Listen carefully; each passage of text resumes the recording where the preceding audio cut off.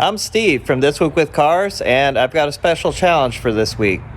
So what you're looking at here is two Land Rover Discoverys. On the right is the original Discovery, and on the left is the Discovery 2. If you remember from the previous video, I bought this original Land Rover Discovery for $300, and it doesn't run, obviously. And over here is one of two Land Rover Discovery 2s that I bought for $800. It also doesn't run. I brought up a clock on the computer. You can see it's 10:15 a.m. right now. I'm going to give myself until 5 p.m. to try to get both of these trucks running. There aren't any rules to the game, besides that I need to have them done by 5 p.m. I have a couple Land Rover Discovery 2s out in the parking lot that do run. I'm going to let myself rob parts from them if I need them. I can use any old parts I have sitting around. I can go to the parts stores. I can go get fuel. Anything that I need, as long as I can get it by 5 p.m. today. So let's get started and see if I can get either of these to run and drive. Okay, I think I'm going to try to do both trucks at the same time. It will be a lot more interesting to see the differences between the Discovery 1 and the Discovery 2. So first I need to get the bonnets open and see what's going on. Under the hood here you can see the 4.0 liter V8. This is a petrol version. There is a battery in it. I don't know if it's charged up. I might have to get a battery charger for both of these trucks. Let's get the other one open. And here's under the hood of the Discovery 2. I've got a battery in this one. Looks like I need to get the terminals on tighter, at least before I start to try to crank it. But let's go back to the Discovery 1 and see what we can do there. The mice have been cleaned out of this truck, and I've caught a lot of them in here. And although I think I've caught them all now and everything's been cleaned out pretty good, I've even run the ozone generator overnight in here. It still smells pretty bad, so I'm going to leave the doors open all the time while I'm working on it today. Okay, let's get a key in here. Let's see what happens. Power's up. Doesn't have enough power to crank, so I'm gonna go get a battery charger, get it on this truck. Okay, this is one of my more powerful automatic chargers. Set this to a standard battery, hit charge.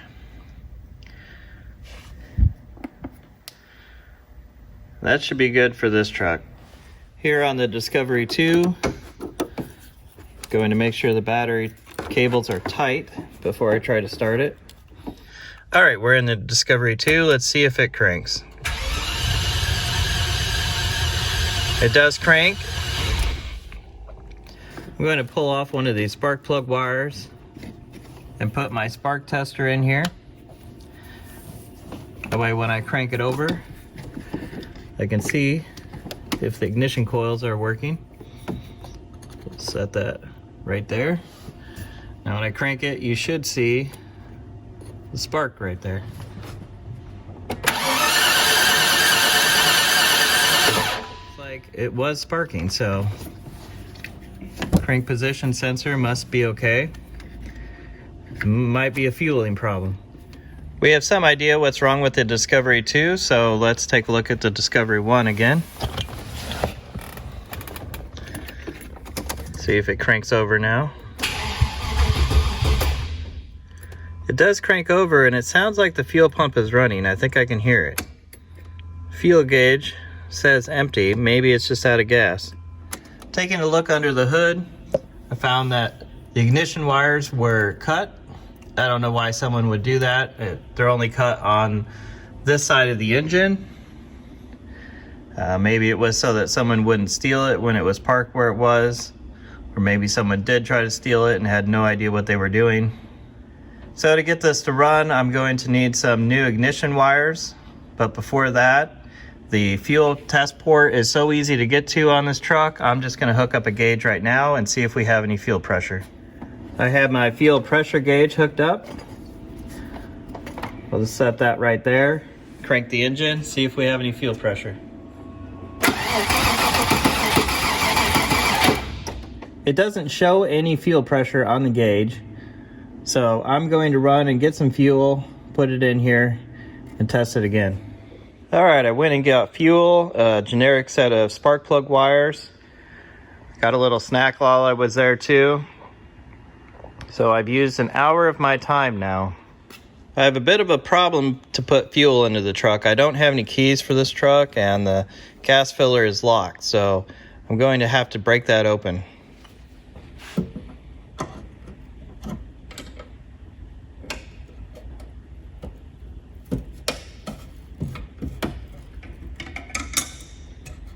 The fuel door is open. Little surprise in there for me, an old wasp nest.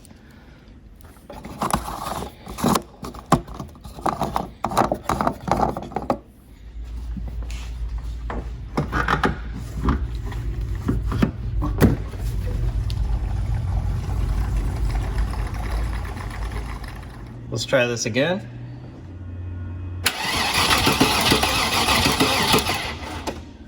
Still nothing, although I can hear the fuel pump running.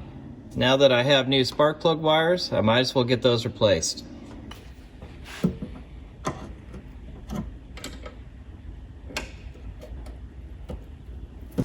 Okay, all the wires are hooked up.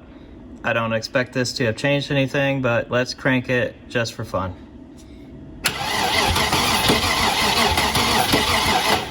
Unfortunately, on the Discovery 2, you do not get to have access to a fuel pressure port.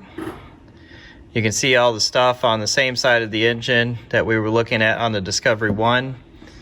The port on this one is actually under the intake manifold, which needs to be disassembled in order to get to it. So it's not really a practical place to do any tests from. I think what I'm going to do is take the air cleaner off, spray a little bit of starter fluid in there, and let's see if this runs. Okay, I'm just gonna give it a little shot of starter fluid, see if the engine runs.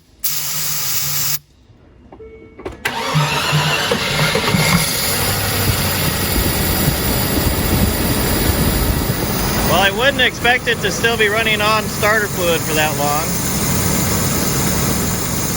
Looks like for some reason the truck started to run properly. That's the fun with these British cars. They have little quirks and sometimes you never know what was actually wrong with them. So I'm going to put the air filter back on and let's see if it keeps running. It does smell a bit like bad gas. It's probably been sitting a long time. Let's take a look inside, see what it says. You can see around the back all the condensation that's coming out of the exhaust. I'm going to get the nanocom, plug it in, and see the error codes. Maybe first I should turn it off and see if it will start again. Yep. Alright, I have the nanocom plugged in. Let's first go in and clear all of the codes.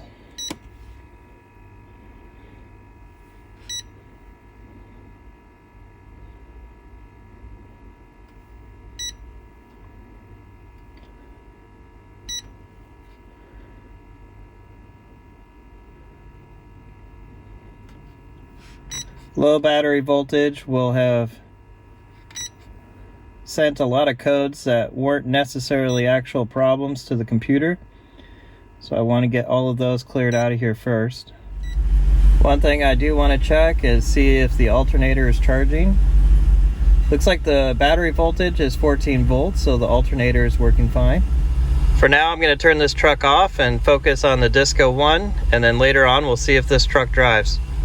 Just like I did on the Disco 2, I'm going to hook up the spark tester. Make sure that the ignition is working on this truck. Okay, I'm going to crank it over, and if the ignition's working, you'll see the spark right there.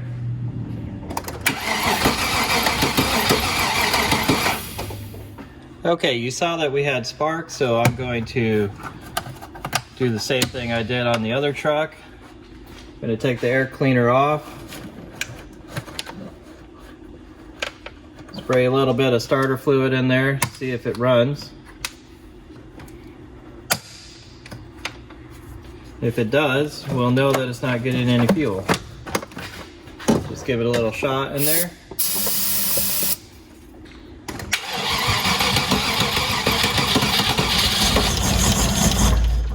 You could tell it wanted to run.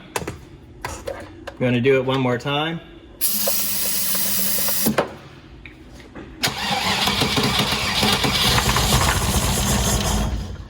Okay, so the engine runs. It runs when we add fuel, which is the starter fluid. So we definitely have a fuel issue, which is what we suspected from the gauges. So I guess it's now time to go take a look at the fuel pump. Just like on the Discovery 2, the fuel pump on these is right here underneath the trunk floor.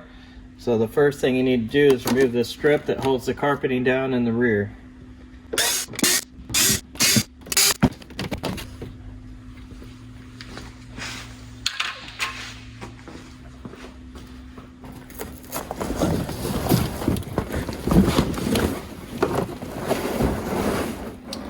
Okay, it looks like the foam is falling apart.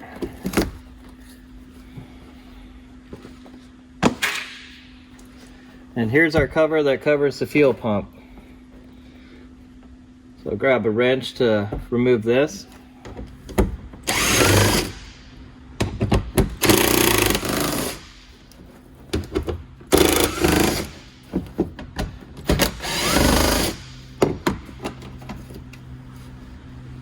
Okay, the first thing I'm going to do is double check that the noise I heard was the fuel pump, so I'm going to turn it on, be able to put my hand right here, double check that the noise is coming from right here.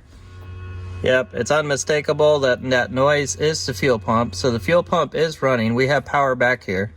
Okay, these fittings take a 14mm wrench if you're going to do this at home. I'm going to loosen both of these hoses a little bit.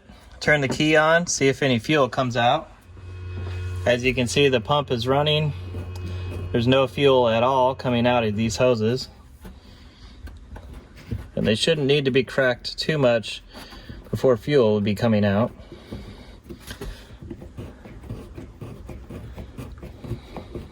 So I'm going to take the fuel pump out and see if we can see what the problem is. To get the fuel pump out, obviously disconnect the hoses and the electric line. Then you turn this red ring, which clamps it in.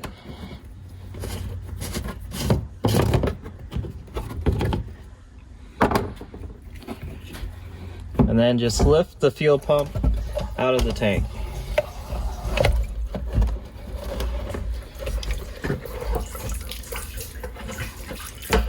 Obviously there's fuel getting to the pump. It doesn't look very clean though, looks pretty old. Let's get this out of here. Okay, if you look at the pump, you can see the fuel hose right here is completely smashed down. It has deteriorated in the fuel and basically has cut off all the fuel. So I think if I just replace this hose, this fuel pump can be used again. Okay, you can see I have the new hose in there. This hose is round now. One thing I want to mention is that not all hoses are rated for fuel, so make sure that you're using the appropriate type of hose. And you also might want to take in consideration if you're planning on using ethanol fuels in your truck or not, because ethanol will degrade rubber pretty quickly as well, so make sure that you're getting a hose that's rated for ethanol.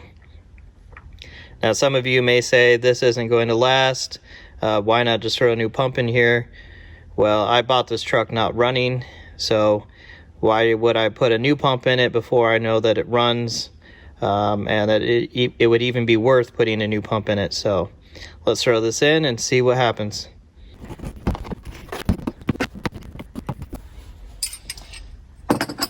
Okay, the fuel pump's back in. I'm going to turn the ignition on real quick to make sure that it still runs and that there's no fuel leaks back here.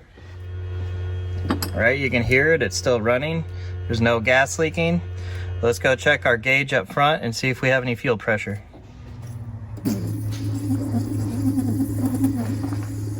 Okay, you can see the fuel pressure going up now. So we definitely have fuel up here. I'm going to disconnect the gauge and then try to start the engine again. Okay, let's try this again. Let's see if it'll run.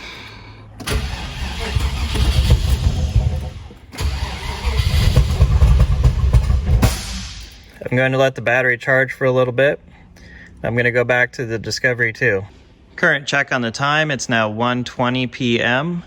I did have to take a break. I had a couple visitors that I had to talk to.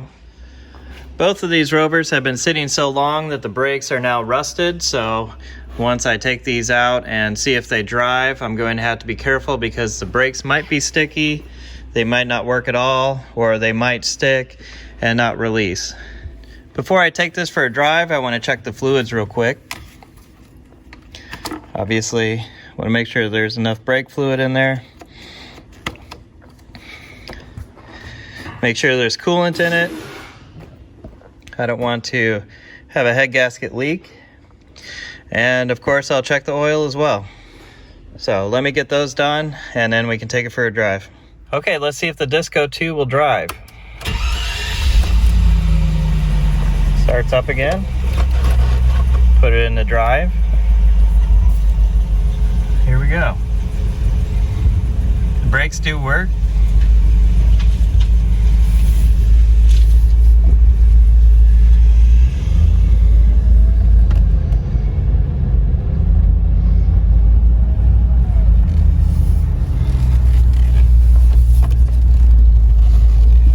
Brakes seem to be working just fine. They're a little noisy because they're dirty right now.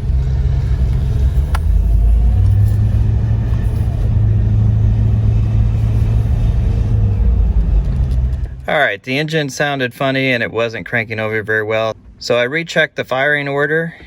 I found a couple wires that were down in the correct spot. So let's try it again.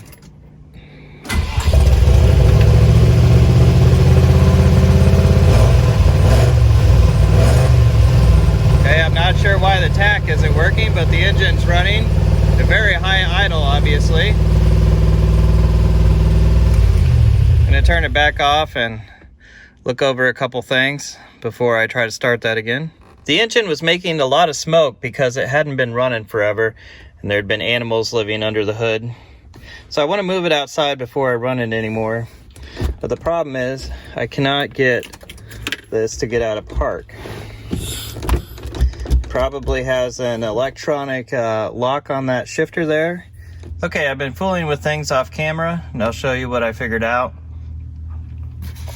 The bottom fuse in the fuse box, you can see that blue 15 amp fuse in there. That is to the turn signals. There was this 20 amp fuse in there that fell apart when I took it out. And the same fuse that controls the turn signals also controls that shifter solenoid. So when I replaced that, the turn signal started working and now I can move it out of gear. I, however, have discovered another problem. From hitting the brake pedal to get the brake light switch to be able to shift it out of park, it must have blown one of the brake lines, so the brake lines running to the rear must be rusted through. So obviously, I'm not going to be able to drive this on the street, but I can still move it around the parking lot, and that's what I'm going to do right now. Okay, I'm going to start it up and pull it outside where I can let it smoke and not fill the shop up with that everything that's burning off of the engine.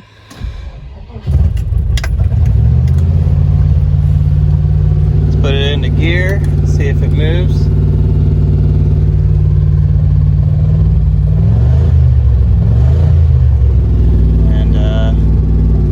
Oh, there we go. Control things with the parking brake. Okay, I'll put it back into park.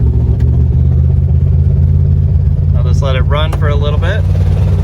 All right, let's just take the Disco 1, a little drive around the parking lot.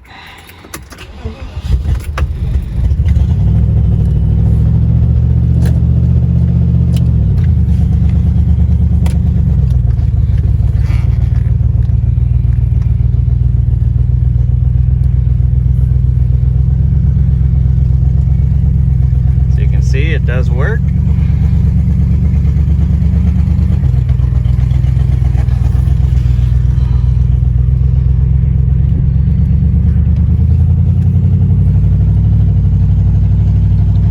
transmission is shifting through the gears.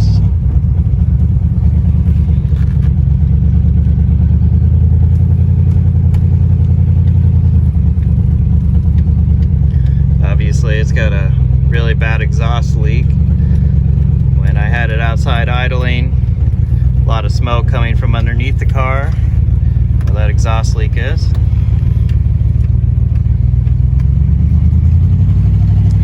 I can hear the rusty brakes on this one as well while I'm coasting, but needs some work, but it definitely runs and drives. After running for a little bit, the Disco is idling a lot better. I don't know if the throttle position sensor just needed to be moved a little bit. Of course, it's not good to let your car sit, get out and drive them. It's the best way to keep things from going wrong. I have both trucks running and I have an hour and a half to spare. So I think what I'm going to do is take a look at the Disco 2 and make some changes or work on it a little bit to make it a little better vehicle to drive. I went and bought a new battery, so I'm going to throw that into the Disco 2 and start with that. Okay, I want to take a look and see what works and doesn't work on here. See if the turn signals work. Looks like it does. It's weird. When the right turn signal is on, the shifter solenoid is also clicking. So that's pretty strange. Stops if I hit the brake pedal. It doesn't do that when I do the left turn signal, so that's interesting. Let's try the windows. Passenger window works. So does the rear one on the passenger side, rear one on the driver's side. The driver's window does not work. Let's see if the heated seats light up. They do. Okay, let's take a look at the sunroofs. It's clicking, not working. The rear sunroof works. So the rear sunroof just opened. Radio.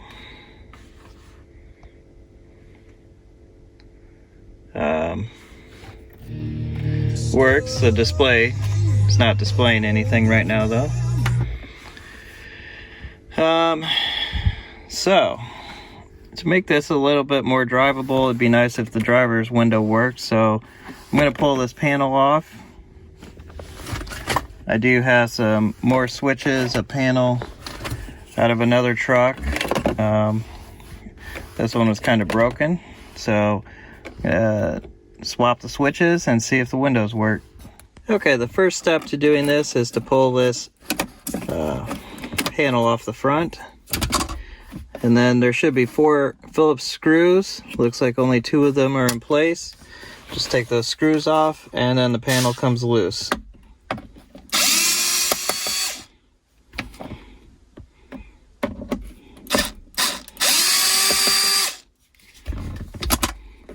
And then once all the screws are out, you just pull your panel back and you have access to the switches. Well, it's almost 4 p.m., so I'm going to call it right here. I do have both Land Rovers running and driving, although the Discovery 1 is not really drivable on the street right now. I'll need to fix the leaking brake line before it could be driven. If you want to see more videos like this, comment below and click subscribe.